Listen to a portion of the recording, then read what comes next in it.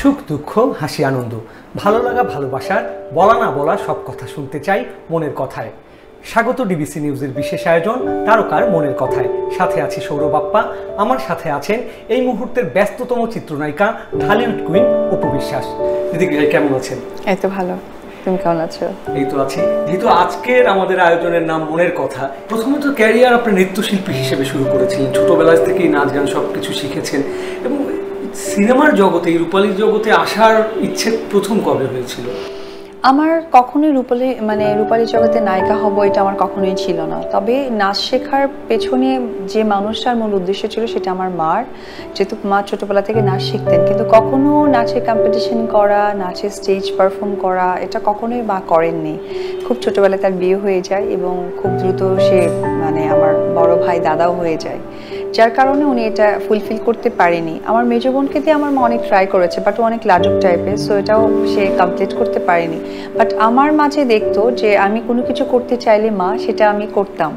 তো সেই জায়গা থেকে আসলে মার ইচ্ছেই নাচ শেখা এবং নাচের প্রতি আমার সত্যি একটা অন্যরকম ভালো লাগাও কাজ করতো।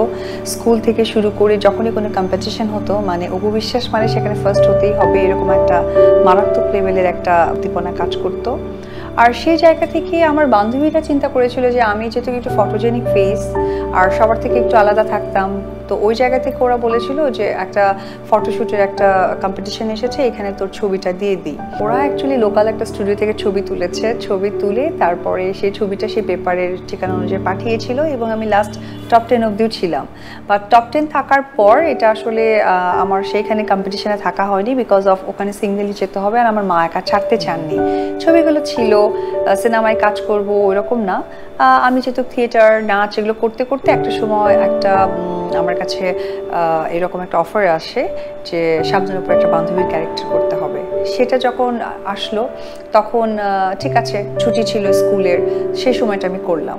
এরপর এসএসসি নিয়ে ব্যস্ততা, এসএসসির আগের দিয়ে তখন কোটি টাকার কাবিন সিনেমার প্রপোজালটা আসে। যেহেতু ওই সিনেমাটা রিলিজ হয়েছিল, সকলেই দেখেছিল আমার অভিনয়, আমার ছবি দেখে তখন চিন্তা করেছিল যে না, মেয়েটা তো ভালো কাজ করতে পারবে, তাকে সিঙ্গেলি হিরোইন বানানো যায় কিনা। তো এইখানে বেশি আগ্রহ ঠিক আমার ওর মারই ছিল, কারণ রাজ্জাক আঙ্কেল ছিলেন কোটি টাকার কাবিনের যে নায়িকা, তার বাবার ক্যারেক্টার প্লে করবে। যখন এটা আমার মার কাছে সে প্রপোজালটা যায় যে রাজ্জাক আঙ্কেল থাকবে, তো ওনার তো ড্রিম নায়করাজ রাজ্জাক। তো সব কিছু মিলে ওখানেও মার সেই ইচ্ছা শক্তিটাই কাজ করে যে না, আমি সিনেমা এই একটা হলো করাবো। ওই একটা সিনেমা করতে গিয়ে যখন সুপারহিট হয়ে গেল, আসলে তখনই আটকে যাওয়া। এবং একটা নয়, এক থেকে শুরু করে শতাধিক সিনেমা আপনার হয়ে গেছে এবং সবচেয়ে আরেকটি বড় সৌভাগ্যের ব্যাপার, আপনি প্রথম সিনেমায় কাজ করেছেন এবং কিংবদন্তি পরিচালক আমজাদ হোসেনের সাথে, যাকে বলা যায় বাংলা সিনেমার অন্যতম সেরাদের সেরা পরিচালক হিসেবে। সেই সময়ের কোনো স্মৃতি মনে আছে কিনা? কারণ প্রথম কাজ করতে যাওয়া, নার্ভাসনেস। আমি কখনোই না, আমার মনে হয় যে আমি খুব কালচার মাইন্ডের একটা মানুষ। আমি কখনো অন্য আর্টিস্ট বা ডিরেক্টর কাউকে দেখলে ওই উন্মাদনা কখনোই আমার কাজ করেনি। আমার কাছে সিমিলার মনে হয়েছে আমি কাজ করতে এসেছি, আমার কাজ করতে হবে। তবে হ্যাঁ, কিছু স্মৃতি ছিল যেটা খুব ভালো লাগতো। এখন বললে সত্যি একটা হয় না যে একটা ছোটবেলার একটা ব্যাপার, সেটা হচ্ছে যখন আমি দেখতাম যে শাবনূর আপু এবং ফেরদৌস ভাই, তাদের জন্য এক্সট্রা টিফিন ক্যারিয়ার আসতো খাবারের। হ্যাঁ, আমাকে না বলতে সবাই একসাথে খেতে হবে, তা আমার ভিতরে কাজ করতো কেন ওদের টিফিন ক্যারিয়ার আমাকে কেন দেয় না। তা আমি 2 দিন খাইনি। এটা আমার আমজাদ আঙ্কেল ফলো করেছিল, কারণ আমার 4 দিনের কাজ ছিল। পরে বাকি 2 দিন একটা ওখানকার, এটা আমি পুবাইলে একটা শুটিং হাউসে কাজ করেছিলাম। তো ওইখানে একটা বাসা আমাদেরকে ঠিক করে দেওয়া হয়, সেই বাসা থেকে আমাদের আসলে যখন টিফিন ক্যারিয়ার এসেছে তখন আমি খেয়েছি। তো এই ধরনের ছোটো ছোটো কিছু বিষয় ছিল। তারপর দেখতাম যে শাবনূর আপুর কাছে প্রচুর ডিরেক্টর আসতো, উনি শুধু শিডিউল দিয়ে শেষ করতে পারতেন না। তো শিডিউল বুঝতাম না, শুধু মাকে বলতাম মা জানো লোকগুলো আসছে আর আপনি অনেক টাকা নিচ্ছে। আমি না সেটা দেখলাম, মা বলে থাক, এগুলো দেখতে হয় না, এটা উনি কাজ করছে। আমি না, আমরা তো একসাথে বান্ধবী ক্যারেক্টার করছি। সো আপু আবার আমাকে অনেক আদর করতেন। আই ডোন্ট নো, আমি হয়তো অনেক লাকি। একজন নায়িকার পাশে নাকি অনেক কোয়ার্টিস্টদেরকে বা এরকম যারা অল্প ক্যারেক্টারে কাজ করে তাদেরকে নাকি নায়িকার পাশে বা নায়কের পাশে বসতে দেওয়া হয় না, বাট আপু কিন্তু আমাকে পাশেই বসিয়ে নিতেন এবং ফেরদৌস ভাইও সেম কাজটা করতেন। তো সেই জায়গা থেকে না আমি দেখতাম যে তাদের নায়িকা হওয়া বা তারা কি কি শিডিউল দিচ্ছে কিভাবে, এই বিষয়গুলো আমার ভিতরে অনেক টানতো। বাট আমি কখনো ওইভাবে স্বপ্ন দেখিনি। আর কাজের জায়গাটাও যে আমি নায়িকা হয়ে এতগুলো কাজ করব, এটা আমি কখনো ভেবে দেখিনি। অবশ্যই। তারপরেও আপনি এখন বাংলা সিনেমার সবচেয়ে ব্যস্ততম এবং সবচেয়ে প্রভাবশালী চিত্রনায়িকা বলা হয় আপনাকে, এবং সেই শুভকামনা আপনার সাথে সবসময় আমাদের থাকে। ব্যক্তি জীবনে যদি সিনেমায় না আসতেন, অভিনয় না করতেন, কি করতেন তাহলে? আমার ছোটবেলা থেকে ইচ্ছে ছিল আমি নাচের টিচার হব, কারণ আমার মানুষদেরকে শেখাতে অনেক ভালো লাগে। তারপরে ইচ্ছেটা হলো যে আমি মানুষকে অনেক মোটিভেশন কথা বলতে পছন্দ করতাম অ্যান্ড মোটিভেট করতে পারতাম। বান্ধবীদের ক্ষেত্রে দেখতাম ওরা প্রেম করতো, আমার খুব বিরক্ত লাগতো এবং শুধু শুধু কাঁদতো, যেটার কোনো কারণ ছিল না। তো এই বিষয়গুলো নিয়ে আমি ওদেরকে করতাম, কেন কান্না করবি, পড়াশোনায় মনোযোগী হোক। পড়াশোনা পারতো না, খালি কাঁদতো, সারা রাত কাঁদতো। এবং আমি দেখেছি আমার কিছু বান্ধবী ছিল হুদাহুদি হাত কেটে না রক্ত দিয়ে লিখতো, মানে যেটা কোনো মানে ছিল না। তাই আমি ওদের ওরা অপশন দিয়েছিলাম যে তুই কি ওর সামনাসামনি হবি তোর বয়ফ্রেন্ডের? বলে না। আমি তাহলে মুরগি টুরগি অনেক কিছু রক্ত ওগুলো কেটে কুটে দিয়ে দে, একই তো কালার, সমস্যা নেই, তুই কেন হাত কাটতে যাচ্ছিস? আমি তো ভুল করে একটা চুলো ছিড়বো না, বাট রাইট নাও ঠিক তাই, আমি ওইসব প্রেম ইমোশন দিয়ে আমি একটা চুলো ছিড়বো না কষ্ট করে। তো এই ব্যাপারটা আমার থাকতো বিধায় মনে হতো আমি তো হয়তো বা একটা লয়ার হই, তাহলে মানুষকে ভালো কিছু কাজ করাতে পারবো। আর আমার কাকা, আমার বাবার ইচ্ছে ছিল যে আমি যদি একটু টল ছিলাম আর আমি একটু এক্সট্রা বুদ্ধি, উপস্থিত বুদ্ধি যেটাকে বলে, তো তারা চাইতেন যে আমি যেন আর্মি অফিসার বা পুলিশে কোথাও একটা যাই, এই ধরনের চিন্তা তাদের ছিল। এইসব মিশ্র চাহিদা ছিল তাদের, বাট বেসিক ছিল আমার মার যে আমি নাচ বা অভিনয় জগৎটাতে বা বড় বড় পোস্টার হবে, মানে আমাকে নিয়ে আমি সহকারে আমার ফ্যামিলির এই চিন্তা ছিল।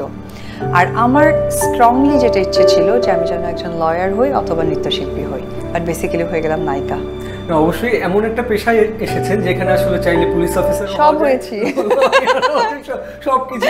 যেমন আমার একটা খুব সিনেমা খুব ভালো লাগে, এটা আমার কাছে সত্যি একটা স্বপ্নের সিনেমা, স্বামীর সংসার, যে সিনেমাতে আমি লয়ার ছিলাম। এবং আমার সবচেয়ে ইম্পর্টেন্ট 3 জন ব্যক্তিত্ব ছিল। প্রথমেই যে মানুষটির নাম বলবো সেটা হচ্ছে যে আমাদের ববিতা ম্যাম ছিলেন আমার কো আর্টিস্ট। আমার সৌভাগ্য হয়েছে ওনার মতো একজন প্রভাবশালী আর্টিস্টের সাথে স্ক্রিন শেয়ার করা। অনেক সিনেমাতেই হয়েছে, বাট ওই সিনেমায় খুব দরকার ছিল তাকে, কারণ প্রত্যেকটা অ্যাক্টিং উনি আমাকে অনেক শিখিয়েছেন। তারপর সেকেন্ড যে ছিলেন আমাদের সোহেল রানা ভাই, আর একজন অবশ্যই আনডাউটলি আমাদের ডিরেক্টর জাকির হোসেন রাজু, আর বরাবর মতো অবশ্যই তো আমাদের কিং খান ছিলেন। না, অবশ্যই কিং খানের প্রসঙ্গ যেহেতু এসেই পড়লো, এই ঈদেও তো তুফান মুক্তি পাচ্ছে এবং প্যান ইন্ডিয়ান একটা সিনেমা, বড় বাজেটের সিনেমা। যতটুকু ট্রেলার দেখেছেন কি মনে হচ্ছে, বা তার জন্য কোনো উইশ থাকবে কিনা? এখন ওনার কাজ যেখানে চলে গেছে শাকিব খানের, এটা হচ্ছে কি এখন গ্লোবালি সুপারস্টার জায়গায় চলে গেছে। আমি ভুল না করে থাকলে কলকাতার কোনো একজন সুনামধন্য অভিনেতা তাকে কোনো একটা ইন্টারভিউতে এরকম করে দেখেছি যে ওনাকে কোনো একটা দেশে গিয়েছেন, তো দেশে যাওয়ার পর ওনাকে চিনেছেন ফার্স্টে একজন ফ্যান, মানে বেশ কিছু ফ্যান চেনার পর ওনাকে তখন জিজ্ঞেস করেছে যে শাকিব খান আছে না। তো জিনিসটা শুনে আমার ভালো লেগেছে, কারণ শাকিব খানের সাথে তো শুধু পর্দা শেয়ার করা থেকেও বড় কথা একটা আমার সবচেয়ে বড় অংশ জুড়ে আছে আমার সন্তানের বাবা। তো এটা যখন একটা সন্তানের বাবা বড় জায়গা দেখি, তখন অ্যাজ এ মা মনে হয় যে আমার সন্তানকে আমি একটা ভালো অবস্থান বা ভালো একটা ফ্যামিলি আমি তাকে দিতে পারছি, তো অবশ্যই সেটা ভালো লাগে। তো তার সিনেমা, তার কাজের জায়গাটা আসলে প্রশংসা করার জায়গা থেকে অনেক ঊর্ধ্বে চলে গেছে। বাট এইটুকু বলবো যে তার এখন যে যে কাজগুলো হচ্ছে অত্যন্ত মানে বাংলাদেশকে প্রেজেন্ট করার মতো, এবং শুভেচ্ছা তার জন্য। অবশ্যই আমাদেরও শুভকামনা তার জন্য। কিন্তু সেই সাথে জানতে চাচ্ছি, আপনি তো অভিনয়ের পাশাপাশি ইদানিং প্রযোজক হিসেবেও আত্মপ্রকাশ করেছেন, একটি দারুণ সরকারি বাজেটে একটা অনুদানের একটি সিনেমাও করেছেন এবং সেটা বেশ প্রশংসা কুড়িয়েছে, সেটা গুণগত মানের জায়গা থেকে বেশ প্রশংসা কুড়িয়েছে। নতুন কোনো পরিকল্পনা আছে কিনা কাজের, এবং নিজের প্রোডাকশন হাউস নিয়ে কি পরিকল্পনা করছেন? আমার তো আসলে ব্যস্ততা, কাজের জায়গাটা প্রচুর বেড়ে গেছে, অপশনও বেড়ে গেছে। সেটা হচ্ছে যে এখন আপনারা বসে আছেন আমার এবি ক্যাফেতে, এটা আমারই ক্যাফে। আচ্ছা, এটা একটা বিজনেস। আর প্রযোজনা প্রতিষ্ঠানের জায়গাটা আমি একটা সিনেমা করেছি এবং আমি প্রত্যেক বছরে করব, এটাও আমি বলেছি। কিন্তু মাঝে যেহেতু আমি বিজনেসটা দিয়েছি, সো এই দিকে আমার টাইমিং আরও এভরিথিং, ফাইন্যান্স সব কিছু একটু আটকে গেছে। এরপরে আমার সন্তানকে আসলে বাইরে শিফট করার একটা চিন্তা, সেখানেও কিছুটা সময়, ফাইন্যান্স সব কিছু এখানেও আমার যাচ্ছে। তাকে আসলে শিফটিং করে দেওয়ার পর মনে হবে যে না, আমি অনেক কিছু স্টেবল হয়ে গেল, দেন আমি আমার এই মুভিতে করব। আমি আসলে একটু রুটিন মাফিক কাজ করি, মানে না 1 2 3 4 করে। সো 1টা ছিল business, it's stable, right. Second হচ্ছে এখন আমার সন্তানের যেহেতু টাইমিংটা এসে গেছে তাকে শিফটিং করার জন্য, সো এটা সেকেন্ডলি করব। থার্ডলি আমার production with my YouTube channel, এই 3টা নিয়ে কাজ করব। অবশ্যই যে ডিসিপ্লিনের কথা বললেন, এটা কিন্তু সবসময় আপনার মধ্যে দেখা গেছে এবং আপনার সহকর্মীরা বা পরিচালক প্রযোজকরা এই প্রশংসাটি আপনার করেন যে আপনি কমিটমেন্ট এবং ডিসিপ্লিন দুটো জায়গায় বেশ অনড় এবং যতক্ষণ সম্ভব আপনি এই দুটো মেনটেন করে যান। এখন যারা কাজ করছেন এই সময়ের যারা চিত্রনায়িকা, তাদের অনেকেই আছেন যে তারা সামাজিক যোগাযোগ মাধ্যমে জনপ্রিয় হয়ে গেছেন, হয়তো সিনেমা কম করেছেন কিন্তু নানাভাবে জনপ্রিয় হয়েছেন, আলোচিত হয়েছেন, কেউ কেউ সমালোচিত হয়েছেন। তাদের জন্য আপনার এই জায়গা থেকে পরামর্শটা কি থাকবে? আসলে দেখেন, পরামর্শ দেওয়ার কিছু নেই, তারা যথেষ্ট বুদ্ধিমান এবং যথেষ্ট ভালো কাজও করছে। তবে আমার একটা বিষয় হচ্ছে একজন আর্টিস্ট তাকে কীভাবে প্রেজেন্ট করতে চায় বা তাদের প্রেজেন্টেশনটা লক্ষ্যটা কি, এটা একটা ইম্পর্ট্যান্ট ব্যাপার। একটা হচ্ছে যে আমি আসলাম শোবিজে, আমার কিছু পরিচিত হলো এবং আমি আমার মতো অবশ্যই মানুষের ফিউচার প্ল্যানিং, সেটা হয়তো বা তার ফাইন্যান্সের ব্যাপারটা স্ট্রংলি হ্যান্ডেল করা, বাড়ি গাড়ি হোয়াটএভার। এখন ডিসাইড করতে হবে যে অপরপ্রান্তে যাদের কথা উদ্দেশ্য করে বলছেন তারা অ্যাকচুয়ালি কি চায়। যদি তারা চায় যে আমি একজন অভিনেত্রী বা অভিনেতার জায়গাটা স্ট্রং করতে চাই, তাহলে তো অবশ্যই ফোকাস করতে হবে তাদের কাজে।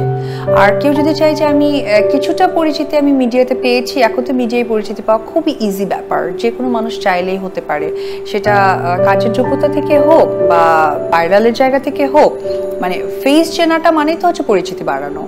তো এটা হচ্ছে আগে তাদেরকে ডিসাইড করতে হবে, দেন তারা সেই ডিসিশন ওয়াইজ কাজ করতে পারবে। আমি আসলে তাদেরকে পরামর্শ দেবার কেউ নই এই কারণে, কারণ প্রত্যেকটা মানুষের একটা নিজস্ব প্ল্যানিং থাকে তার ক্যারিয়ার নিয়ে বা তার সামনে এগিয়ে যাওয়ার জন্য। সো এই ব্যাপারটা যাদেরকে উদ্দেশ্য করে বলতেছেন তাদের আসলে ডিসিশন হওয়া দরকার যে তারা কি চায় বা কি করে তাদের স্ট্যাবলিশমেন্টটা সারা জীবনের জন্য মানুষের মনের মধ্যে রাখবে। ক্যারিয়ারের একটা দীর্ঘ দিকে কাটিয়েছেন, একটা লম্বা সময় ধরে শতাধিক সিনেমা এবং বিভিন্ন ক্যারেক্টারে কাজ করেছেন। এখনো কি কোনো চরিত্রের জন্য ক্ষুধা আছে যে এই ধরনের একটি ক্যারেক্টার করতে চাই, বা নিজেকে ভেঙে যদি আরেকবার গড়তে হয় কি ধরনের চরিত্র আপনি আশা করেন?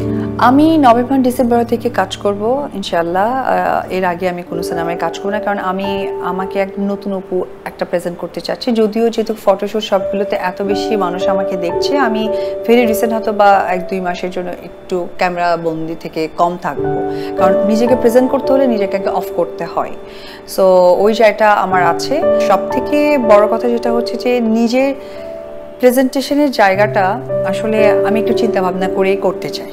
শুভকামনা আপনার জন্য। নতুন ফেজ যেটা বিরতি নিতে চাচ্ছেন সেটার জন্য শুভকামনা, কারণ বিরতি নিলে আবার নিজেকে নতুন করে একটু গুছিয়ে নিয়ে আমি চাই যে সেই চিরচারিত অপু বিশ্বাস যে ফেমটা নিয়ে কাজ করেছে, যে স্ট্যাবলিশ নিয়ে কাজ করেছে, যে তার ক্লাসটা নিয়ে কাজ করেছে, এটা আসলে ধরে রাখাটা আমার জন্য অনেক দরকার এবং সেটাই আমি করব। বিধায় অনেকটা টাইম নিচ্ছি এবং স্ক্রিন থেকেও কিছুটা সময় একটু নিজেকে আড়াল রাখবো, কারণ আমাকে নতুন অপু একটা প্রেজেন্ট করা দরকার, এটা আমার মনে হচ্ছে। যদিও দর্শক আমাকে অনেক পছন্দ করে এবং পছন্দের জায়গা থেকে প্রচুর কাজও হচ্ছে আমার। এই তো শুভ হোক এই বিরতি এবং আরো বেশি শুভকর হোক ফিরে আসা নতুন করে। যেহেতু বিরতির প্রসঙ্গই আসলো, আমরা নিচ্ছি ছোট্ট একটা বিরতি। দর্শক, তারকার মনের কথা আয়োজনে নিচ্ছি ছোট্ট একটা বিরতি, ফিরছি একটু পর, সঙ্গে থাকুন ডিবিসি নিউজের। দর্শক, বিরতির পর ফিরে এলাম তারকার মনের কথা আয়োজনে। আমাদের সাথে আছেন ঢালিউড কুইন অপু বিশ্বাস। দিদিভাই, বিরতির আগে নানা বিষয় নিয়ে কথা বলছিলাম, কাজ, পেশা, ক্যারিয়ার, অনেক কিছু নিয়ে। এবার একটু হাড়ির খবর, বাড়ির খবর, এইসব বিষয়গুলো নিয়ে জানতে চাচ্ছিলাম। বাড়ির তো মার কথা তো আমরা জানি এবং পরিবারের অন্যান্য যারা সদস্য আছে তাদের কথাও জানি। ভাই বোনদের কথাগুলো অনেকেই জানে না, আপনার যে ভাই বোনের যে সম্পর্ক এবং তাদের অবদান আপনার জীবনে, এগুলো নিয়ে যদি একটু জানাতেন। প্রথমত হচ্ছে আমরা 3 বোন 1 ভাই। আমার দাদা সবার বড়, তারপরে বদ্দি, মেজদি, আমি সবার ছোট। আর আমার দাদার সাথে আমার অনেক বছরের গ্যাপ, প্রায় 16-17 বছরের গ্যাপ। তো দাদা তো না, ওটা আমার বাবাই আর কি। তো সেই জায়গা থেকে দাদা প্রচণ্ড আদর করে আমাকে। দাদা বগুড়ায় থাকেন, বগুড়ার আমার সব কিছু উনি এখন দেখেন। আর আমার বদ্দি আসলে একেবারেই মানে তার একটু হচ্ছে গিয়ে মানে ভিলেজ টাইপের বিয়ে শাদী হয়েছে। খুব ভালো লাগে যে এখনো দিদির বাড়ি থেকে আমার জন্য ঘি, তারপর স্পেশাল পোলাওয়ের চাল, তারপরে ডাল, সরিষা, এগুলো দিদি নিজে হাতে পাঠিয়ে দেয় এবং আমার ছেলের জন্য সে স্পেশালি চাল পাঠিয়ে দেয়, বাসমতি রাইসটা, এটা ওখান থেকে আসে। এইটা হচ্ছে কি ভাই বোনদের একটা অ্যাটাচমেন্ট। আর ইন্ডিয়াতে থাকে আমার মেজো বোন, ওর হচ্ছে আমার ইন্ডিয়ার যে মাঝে মাঝে যাতায়াতের জায়গাটা বেশি পড়ে, এটা হচ্ছে যখনই একটু মন খারাপ হয় না। আর আমার মেজো বোনের সাথে অনেক বেশি ফ্রেন্ডশিপ, মানে ওরা তো একটু বেশি গ্যাপের, তো আমার মেজো বোনও আমার প্রায় 7 বছরের ছোট বড় আমরা, তারপরেও ওর সাথে আমার খুব ফ্রেন্ডলি, মানে আমার সমস্ত মনের কথা, এমনকি আমার বিয়ে থেকে শুরু করে সবকিছুতে আমার এই বোনই সাক্ষী ছিলেন, এবং আমার বোনের পাওয়ারেই আমার সব কাজ হতো, এরকম আর কি ব্যাপারটা। আর আমার খুব সাপোর্টিভ একজন মানুষ। আর অবশ্যই আমি একটা কথাই বলবো যে এখন আমার পরিবার যারা খুবই কাছে, সেটা হচ্ছে কি আমার সিনেমা ইন্ডাস্ট্রি এবং আমার গণমাধ্যম কর্মীরা যারা আছেন, তারা সকলেই আমার ভীষণ কাছের। এবং আমি সত্যি গর্বের সাথে বলতে চাই যে আমি জীবনে অনেক বড় একটা অ্যাওয়ার্ড পেয়েছি। সেই অ্যাওয়ার্ডটা আমার মনে হয় যে আর কোনো আর্টিস্টের মধ্যে পাওয়া হয়েছে কিনা আমার জানা নেই। আমি অনেক প্রোগ্রাম বা অনেক জায়গায় হয়তো বা একটু টাইমে এদিক সেদিক করতে পারি, যেহেতু আমার সন্তান আছে, রাস্তায় জ্যাম, এবং আমি নানান কাজ শেষ করে যাই। আমি কখনো সংবাদ কর্মীদের মতো ওই রকম উত্তেজনা দেখিনি যে কেন উনি একটু লেট করে আসলেন বা কেন আমাদেরকে কিছুটা সময় বসিয়ে রাখলেন। মানে আমি যাবার পর তাদের ভিতরে যে একটা আমার প্রতি একটা রেসপেক্ট, ভালোবাসা, স্নেহ, যে সম্মানটা ক্রিয়েট হয়, আমি না সত্যি মনে করি যে আমার ফুল কেরিয়ারে আমি একটা ভালো ফ্যামিলি পেয়েছি। এই ফ্যামিলিগুলো কিন্তু মানে আচ্ছা উপদি আসছে ওই রকম একটা উন্মাদনা কাজ করে।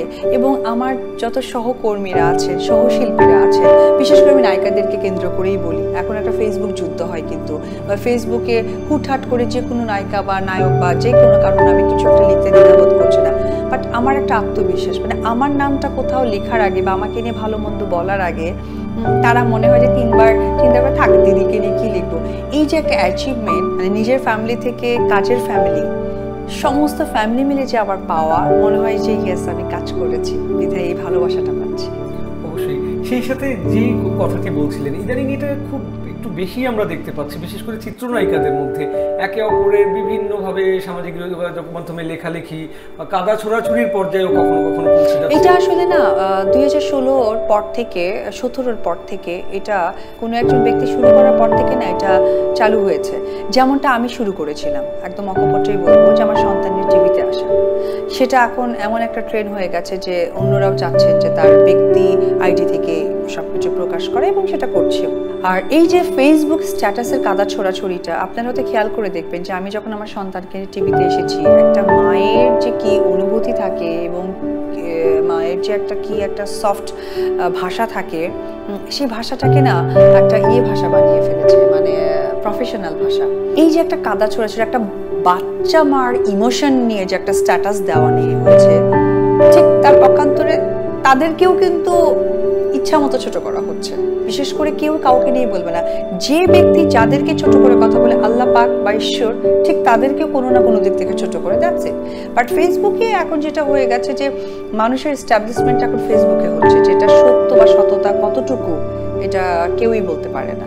এবং মোটামুটি অনেক সময় দেখা যাচ্ছে মিথ্যে তথ্য ছড়ানো, গুজবের একটা কারখানা।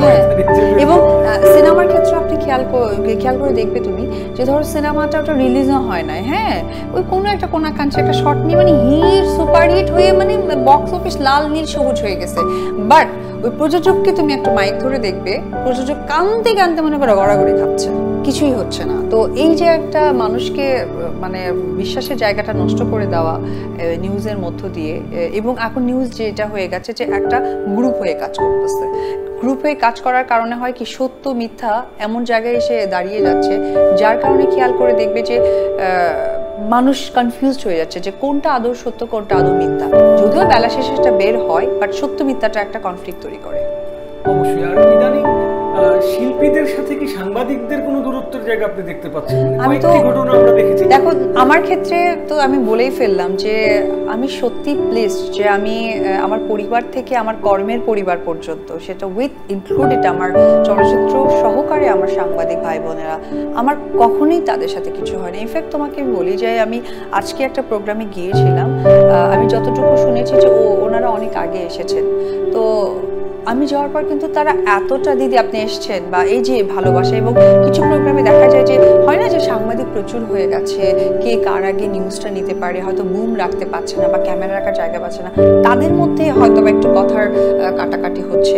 আমি যদি গিয়ে তাদেরকেও বলি ভাই তোমরা এটা কেন করছো, না এটা করা যাবে, দিদি বলেছে, হ্যাঁ, সঙ্গে সঙ্গে কিন্তু ঠিক হয়ে যাচ্ছে, তখন মনে হয় যে না আমি সত্যি তাদের তাদের বড় বোন বা আমি তাদের ভালোবাসার মানুষ হয়েছি, কারণ আমি মানুষের বড় হতে পছন্দ করি। কারণ আমি প্রথমেই বলেছিলাম শুরুতে যে আমি মানুষকে শিক্ষা দিতে আর মানুষকে শেখাতে পছন্দ করি, যার জন্য আমি সব সময় আমার বড় হলেও আমি তার কাছে বড় হওয়ার চেষ্টা করি। আর এই যে পরিস্থিতি, এটার উত্তরণ হোক, আমরাও তাই চাই, এবং পরিস্থিতি একটা সুস্থ স্বাভাবিক যে পরিস্থিতি ছিল সেখানে আবার ফিরে আসুক। আর যেহেতু বগুড়ার কথাই হচ্ছিল, আচ্ছা, এলাকার কথাই হচ্ছিল, এবং বগুড়ার দই তো খুবই বিখ্যাত, এর আরো অনেক কিছু আছে, আলু আছে এবং কাঁচামরিচ অনেক কিছু, তাই সবকিছুর মিলে বগুড়ার দই বা আলু বা কাঁচামরিচ এসবের প্রতি আপনার আগ্রহ কেমন এখনো প্রতিদিনের জীবনাচরণে? আচ্ছা, বগুড়ার দই এটা খুবই পছন্দ, কিন্তু আমি আসলে বগুড়ার দই থেকে বগুড়ার ছানাটা অনেক পছন্দ করি। এটা মাঝে মাঝে খাওয়া হতো, বাট নায়িকা হওয়ার পর আসলে অনেকটা ওয়েট করা হয়। আর আলু তো পচা আলু বলতে পারো নাকি তুমি কনফ্লিক্ট?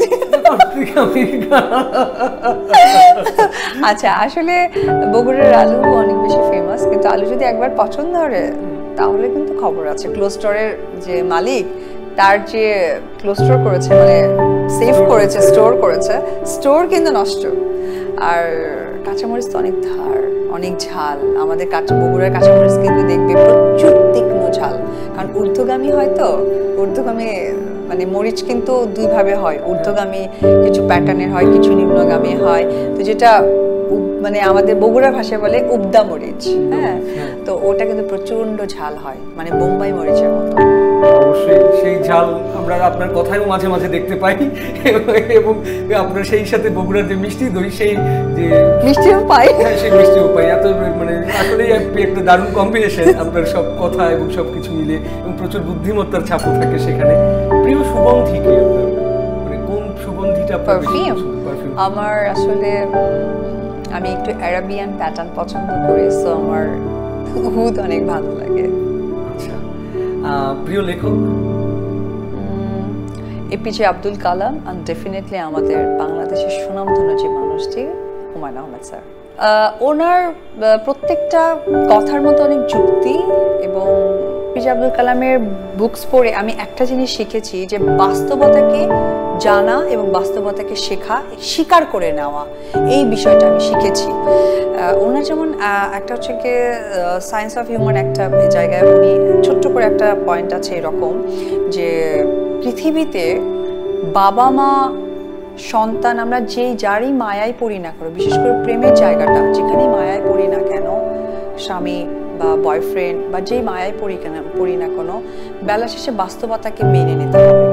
যদি বাবা মা ছাড়া তুমি বাঁচতে শেখো, তাহলে অবশ্যই তুমি প্রেমিক এবং বয়ফ্রেন্ড বা স্বামী ছাড়াও বাঁচতে শিখবা। হ্যাঁ, সন্তান হচ্ছে নারীর টান, সেখানে তোমাকে টানতে হবে না, এটা ঈশ্বর প্রদত্ত একটা সম্পর্ক। এরকম অনেক অনেক স্পিচ আছে ওনার, আমার খুব ভালো লাগে। অবশ্যই, আসলে অনুপ্রেরণা দেওয়ার জায়গায় তার যে উইংস অফ ফায়ার বা অন্যান্য যে বইগুলো, সবগুলো অসাধারণ বই, এবং মানুষকে, যে কোনো মানুষকে যে শূন্য থেকে মানুষ আসলে সাম্রাজ্য তৈরি করতে পারে, তার একটি বড় উদাহরণ এই মানুষগুলো। এবং সেই সাথে জীবনে কোনো শিক্ষক আছেন যার কাছ থেকে আপনি এখনো প্রভাবিত, এবং যার কোনো পরামর্শ এখনো আপনাকে? আমার তো মনে হয় প্রত্যেকটা সন্তানের সবচেয়ে বড় শিক্ষক এবং প্রথম শিক্ষক হচ্ছে তার মা। আমার মা হচ্ছে আমার সবচেয়ে বড় শিক্ষক, উনি বুদ্ধিমান একজন মানুষ। উনি যতটুকু আমাকে আদর্শ দিয়ে গেছেন, আমি চেষ্টা করি সেটা পালন করার এবং সেটা ধরে রাখার। এবং ইন্ডাস্ট্রি হচ্ছে কি একদম শোবিজ, মানে আসলে শো জগতের একটা জায়গা। আমি চাই প্রত্যেকটা স্টেপে আমার মা, আমার কাকা, আমার বাবা, এই তিনজনের আদর্শ ধরে রেখে চলতে। আমি ট্রাই করি আমার মা, বাবা, কাকা তিনজনই পৃথিবীতে নেই, আমার সমস্ত পৃথিবীর এক টুকরো পৃথিবী তাদের তিনজনের মাঝে ছিল, আর তাদের আদর্শ নিয়ে চলতে চাই। অবশ্যই সেই আদর্শ এবং সেই পথ চলা অটুট থাকুক। এই পর্যায়ে একটা বিরতি নেওয়ার সময় হয়ে গেছে। দর্শক, তারকার মনের কথায় নিচ্ছি ছোট্ট একটা বিরতি। দর্শক, ফিরে এলাম তারকার মনের কথা আয়োজনে। আমাদের সঙ্গে আছেন আজ ঢালিউড কুইন অপু বিশ্বাস। বিরতির আগে কথা বলছিলাম দিদি আপনার সাথে নানান বিষয় নিয়ে, এবং হাড়ির খবর, বাড়ির খবর, নানা খবর নিয়ে কথা হচ্ছিল, বগুড়া নিয়েও কথা হচ্ছিল। ছোটবেলায় ঈদের তো এই যে সিজন চলছে এখন, ঈদ নিয়ে ছোটবেলার ঈদের তো নানান স্মৃতি আছে। যেহেতু তুলনামূলক বলা হচ্ছে আপনার বন্ধু মহলে এবং সবার কাছে ফটোজেনিক, মানে তথাকথিত বাংলা জায়গায় আমরা বলি সুন্দর, এবং সুন্দর মানুষ হিসাবে আপনি পরিচিত ছিলেন। কৈশোরে, তারুণ্যে আসলে প্রেমের প্রস্তাব কেমন পেতেন এবং ঈদের সময় ভ্যালেন্টাইন ডেতে কোনো বিশেষ বিড়ম্বনার শিকার হতে হতো কিনা? প্রথমে বলবো স্কুল লাইফে বা বগুড়ায় থাকাকালীন আসলে আমার বান্ধবীদেরকে আমি বলেছিলাম একবার যে আমি তাদেরকে অনেক বেশি টেক কেয়ার করতাম প্রেমের ব্যাপারে এবং আমি খুবই বিরক্ত হতাম। তো এটা তো এরকম বান্ধবীদের বয়ফ্রেন্ড বা বান্ধবীদের পরিচিতির জায়গা তো জেনেই যেত, যার জন্য আমাকে প্রেমের অফারটা খুব একটা করতে পারতো না। আর আমার মা ছোটখাটো এক ধরনের র্যাব ছিল আর কি, যাকে বলে র্যাব দেখলে যেমন মানুষ ভয় পায়, সো ওই জায়গাটা হতো না। আর আমারও না ভালো লাগতো না ছ্যাঁচড়ামি প্রেম, মানে চিপাচাপি দিয়ে খামাখা চিপাই গিয়ে বসে বাদাম খাওয়া। আমার প্রেমও করতে হবে একটু খুব ল্যাভিশ ভাবে, রয়্যাল ভাবে প্রেম করতে হবে, মানে আমার কথা হচ্ছে গাড়িতে করে প্রেম হবে, একটা ভালো কিছু। সো ওই জায়গা থেকে স্কুল লাইফে প্রেমটা হয়নি। আমার কোটির কামিনী তখন রিলিজ হয়নি, সরি, বাট সিনেমা শুটিং করে আমি বগুড়া ফেরত আসি, এসে আমি কলেজে ভর্তি হয়ে যাই। আর তখন খুব একটা দিন খুব মনে পড়ে এবং এটা আমার খুব মেমোরেবল একটা টাইমিং, এটা আমি আব্রামকেও বলেছি, স্ক্রিনেও অনেককে বলেছি। সেটা হচ্ছে যে যে মানুষটাকে ভালোবেসেছি, যার সন্তানের মা আমি, সে ঢাকা থেকে সিনেমার শুটিং ফাঁকি দিয়ে তার একটা স্পেশাল গাড়ি ছিল প্রিমিও, যেটার অ্যালোরিং লাগানো ছিল চাকায়, এবং গাড়ি থেমে গেল চাকাটা ঘুরতে থাকতো, দূর থেকে মনে হতো যে চাকা চলছে বাট গাড়িটা দাঁড়ানো আছে, মানে খুব স্পেশাল লাগতো। সেই গাড়িটা আমাদের কলেজের সামনে দাঁড়িয়েছিল এবং আমার বান্ধবীরা বোরখা টোরখা পরে চুপে চাপে আমাকে বের করেছিল। মানে এটা একটা কি সুপার লেভেলের যে আমার মেমোরিজ, এবং এটা সারা জীবন মনে থাকবে। কোটি টাকার কাবিনের সময় আমাকে ফোন নাম্বার দেওয়া হয়েছিল, যেটা টিস্যু পেপারের মধ্যে আমাদের যে কাজল পেন্সিল থাকে না, আইব্রো পেন্সিল, ওই পেন্সিল দিয়ে নাম্বার লেখা ছিল। আর আমার নাম্বারটা দেওয়ার পর আমার তো শেষ মুহূর্তে, কোটি টাকার কাবিনের মুহূর্তে আমার কোনো ফোন ছিল না, বাট এসএসসি রেজাল্ট বের হবার পর বাবার সাথে কমিটমেন্ট ছিল একটা, মানে কোন মার্কসটা পেলে কি গিফট পাবো। তো যে মার্কসটা পেয়েছিলাম সেই মার্কসে অ্যাকচুয়ালি এসেছিল মোবাইল। তখন সিটিসেল একটা মোবাইল ছিল, সিম সহকারে পাওয়া যেত, যেটা বাবা আমাকে কিনে দিয়েছিল কমিটমেন্টের জায়গা থেকে। তো আমাকে তো টিস্যু পেপারে দিয়েছিল, আমি তো এসে ওটা বইয়ের পাতায় রেখে দিই না, কোথায় রেখে দিই খুঁজে পাচ্ছিলাম না, মানে এতটাই ছেলে মানুষই ছিল। তো সেই নাম্বারটা যখন বাবা ফোনটা কিনে দিয়েছে, ফার্স্ট কলটাই ছিল আমার ওই নাম্বারে। তো ওই নাম্বার থেকে ফোন নাম্বার দিয়ে আমি ফোন নাম্বার দিয়ে দিয়েছিলাম, ফোনে একটা কথা বলার আনন্দ এবং একটা খুব ভালো একটা এক্সপিরিয়েন্স আমি বলি। যেমন প্রথম যে প্রেমপত্র পেলেন সেটা একটা আসলে ফোন নাম্বার ছিল এবং প্রথম ফোনটা পেয়েছি, প্রথম নাম্বার যে ডায়াল করাটা ছিল সেটা ছিল ওই নাম্বার। এবং প্রথম একটা ভালো লাগা স্মৃতি, সেটা হচ্ছে কলেজের সামনে একটা অ্যালোরিং প্রিমিও সিলভার কালার গাড়ি দাঁড়ানো ছিল। এই তিনটা হচ্ছে কি আমার লাইফের প্রেমের প্রথম অংশ। না অবশ্যই। আর সেই সাথে এই যে যেই সময়ের কথা বলছেন, এখন এই যে ফেসবুক, হোয়াটসঅ্যাপ, টিকটক, এত রকম ভাবে যোগাযোগের ব্যবস্থা, ওই সময় তো আসলে যোগাযোগের কিছুই ছিল না। আর আমি তো মনে করি যে আমার এই প্রেমের গল্পটা নিয়ে একটা সুন্দর সিনেমা হবে, কারণ এই যে মিষ্টি মিষ্টি স্মৃতিগুলো আমার মনে হয় যেটা খুব ইম্পর্টেন্ট। আর আমার ভালো লাগে এবং আমার কাছে এটাই ভালো লাগে যে আমি আমার সন্তানকে বলতে পারবো যে আমার তোমার বাবার সাথে এরকম একটা প্রেম ছিল, এরকম একটা মিষ্টি মেমোরিজ ছিল, এটা আমি করেছি। এটা আমার অনেক ভালো লাগবে, কারণ আমি ওই ম্যাচুরেট প্রেমটা আমার হয়নি, আর আমি এটা লাইফে চাইও নি কখনো যে আমার ওই ম্যাচুরেট প্রেমটা হোক, বা আমি কারো ক্ষতি করে প্রেম করি। আমার এই ক্ষতির কারো কারণ বা কারো ক্ষতি করে প্রেম, এটা আমি লাইফে চাইনি। সেই সাথে সন্তানকে নিয়েও তো এখন একটা ব্যস্ত সময় কাটাচ্ছেন। মা ছেলের রসায়ন আমরা দেখি, ফেসবুকে দেখি, বিভিন্ন জায়গায় দেখি, সবখানে। ওকে নিয়ে আপনার স্বপ্নটা কি, বা আসলে ও আপনাকে কতটা আপনার প্রতি নির্ভরশীল, যেহেতু সামনে বলছেন যে দেশের বাইরে ওকে সেটেল করার একটা পরিকল্পনা আছে? ওকে আমি না, আমার মা যেটা বানাতে চেয়েছেন আমি সেটাই চাই, কারণ আমি আমার মাকে অনেক ভালোবাসি এবং আমার মার প্রত্যেকটা কাজকে আমি প্রায়োরিটি দিই। সো আমার মা চেয়েছে ও যেন ডাক্তার হয়, এবং ও মাশাআল্লাহ এডুকেশনের জায়গাটাও অনেক বেশি সিরিয়াস, যেটা সচরাচর বাচ্চাদের জায়গা। আর আমি ছোটোবেলা থেকে ওকে ওই গিফটটাই দিতে শিখিয়েছি। আমি ওকে বুকস দিই এবং সেই বুকসের প্রতি এক ধরনের তার নেশা, এবং তাকে আমি বেশ কিছু কাজের জায়গাটা দিয়ে আসি যে এটার বিনিময়ে গেলে তুমি এটা পেতে পারো। তো এটা আমি চাই, এবং আমি সত্যি যত ভক্ত দর্শক আছে, আমার যত ফ্যান ফলোয়ার আছে, আমি তাদের কাছে আমাকে যত হেট করুক, বাট আমার সন্তানের জন্য আমি ওই স্পেসিফিক জায়গাটা চাই, তারা যেন ওইটুকু দোয়া করে যে আমার সন্তান যেন সত্যি একজন পরিপূর্ণ মানুষ, একজন ডাক্তার হয়। যদিও সে অনেকটা ছোট, আমি জানি না যে তার চাহিদা কোথায় বা সে কি হতে চায়, বাট আমি চাই সে একজন ডাক্তার হোক এবং মানুষের মতো মানুষ হোক। অবশ্যই আমাদের আমাদেরও প্রার্থনা তার জন্য, সে অন্তত তবে সে যা হতে চায় তাই যেন হয়, এবং তার মতো মায়ের চাওয়া তো থাকবেই, সেই সাথে সে যদি আসলে যেহেতু দুইজন সুপারস্টারের ঘরে তার জন্ম, সে যদি অভিনয় করতে চায় সেক্ষেত্রেও আমাদের শুভকামনা থাকবে। তার বাবার দিকে খুব ইচ্ছা যে সে অভিনয় আসুক, বাট আমার দিকে 100% না। মানে তাদের ফ্যামিলি চাই যে সেও একজন সুপারস্টার, কারণ সে একজন স্টার কিড, বাট আমি নেভার এবার আমি এই জন্য চাই না, কারণ আমি চাই যে আমার সন্তানটা সেই সন্তান হোক যে আমি অসুস্থ হলে যেন আমাকে টাকা না, আমাকে যেন পাশে বসে হেল্প করে। আমার জ্বর হয়েছে, আমাকে যেন একজন নাপা সিরাপ না দিয়ে সে যেন হাতে কাপড় নিয়ে আমার কপালে কাপড়টা দেয়। এবং আমি সেই সন্তানটা চাই যে আমার পায়ে ব্যথা করছে, যাতে আমার সাথে 7 জন লোক না দিয়ে সে যেন আমার কাঁধে হাতে করে নিয়ে যায় যে মা তোমার পায়ে ব্যথা করছে। সো আমি চাই যে আমার ওই সন্তানটা হওয়ার জন্য। সো আমি একদমই না, বাট এখানে একটু বাবা মার কনফ্লিক্ট তৈরি হচ্ছে। বাবা চাই সে বড় নায়ক হোক, আমি চাই যে না সে ডাক্তার হোক, আর আমরা চাই সে যা চায় তাই যেন হতে পারে, কারণ আমরা মামাও করি। সারাক্ষণই তাকে বলি তুমি বড় হয়ে কি হতে চাও? মম ডক্টর হতে চাই। আচ্ছা, পাপার কাছে গিয়ে পাপাকে বলে তুমি কি হতে চাও? আমি হিরো হতে চাই। আমি তুই দুই জায়গায় দুই কথা কেন বলিস? ডিপ্লোম্যাসি ওর কিন্তু আছে, তাহলে দুই সবাইকেও ম্যানেজ করে চলার মতো। একদম পরে কিন্তু পলিটিশিয়ানও হতে পারে তাহলে। না কোনো দরকার না। আমার শান্তশিষ্ট বাচ্চাটা যেন সত্যি একজন, আমি না খালি ড্রিম দেখি যে আমার ছেলেটা অনেক টল, তো অনেক লম্বা, ফুল হাতে একটা শার্ট পরবে, একটা এরকম উপর থেকে বোতাম লাগানো থাকবে, সিম্পল থাকবে, একটা বড় চেয়ার থাকবে, একটা অফিস থাকবে, সবাই তাকে ডেফিনেটলি একটা রেসপেক্টের জায়গায় রাখবে। বাট যখন আমি ঢুকবো সে চেয়ার ছেড়ে দিয়ে বলবে আমার মম এসেছে, এখানে বসবে, এবং সবাই বলবে স্যার আপনি বসেন না, আমার মম আছে, সে দাঁড়িয়ে থেকে সব কাজ করবে। এবং আমি যখন বের হয়ে যাব, বা তার বাবা যখন বের হয়ে যাবে, বা তার বাবা আসবে, যখন বলবে যে ইয়েস এই সন্তানটাই কি আপনার সন্তান, মনে হবে যে সেই দিন আমার পরিপূর্ণতা চলে আসবে। এখনো মনে হয় যে আমার কিছুই হয়নি। আরো অনেক পথ চলা বাকি আছে, আরো অসংখ্য সফলতা আপনার হাতে ধরা দিক, এবং সেই সাথে স্বপ্ন সন্তানকে নিয়ে স্বপ্ন সেটাও পূরণ হোক। ভাই, সবাই জানে আপনি খুব দারুণ নৃত্যশিল্পী, ভালো নাচেন, ভালো অভিনয় করেন, মিমিক্রি করেন, অনেক কিছুই করেন, এবং সেই মিমিক্রি নিয়ে নানা রকম ঝামেলাও তৈরি হয়, সেগুলো সলভ করতে হয়।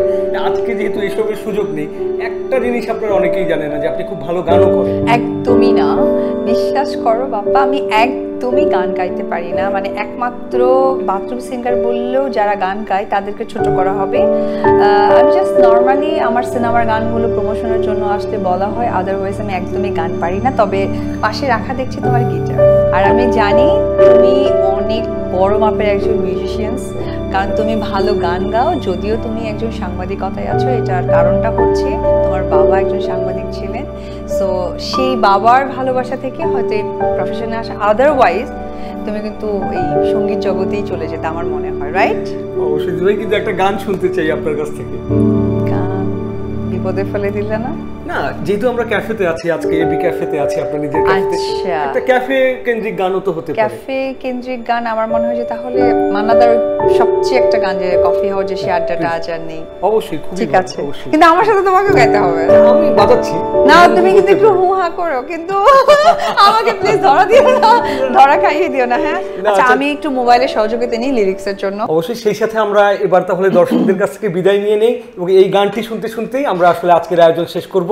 দর্শক, এই ছিল তারকার মনের কথার আজকের আয়োজনে।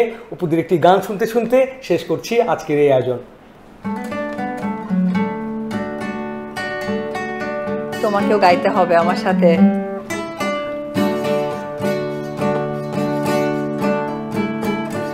তুমি ধরে দাও। ওকে, আচ্ছা। কফি হাউসে সে আড্ডাটা যায়নি, হাজারনি, কোথায় হারিয়ে গেল সোনালি বিকেল গুলো সে হাজারনি।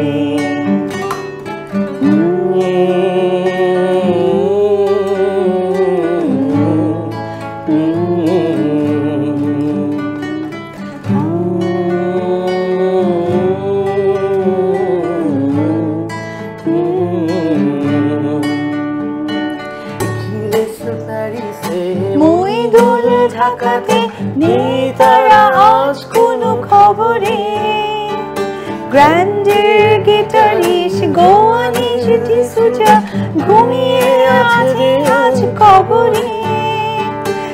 তোকে যেন ভালোবেসে পাগলা কারাতে আছে অমরায় অমলটা ঢুকে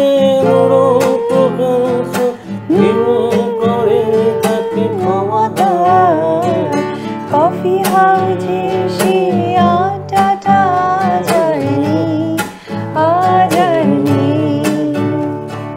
কোথায় হারিয়ে গেল সোনালি রেগে সে হাজারনি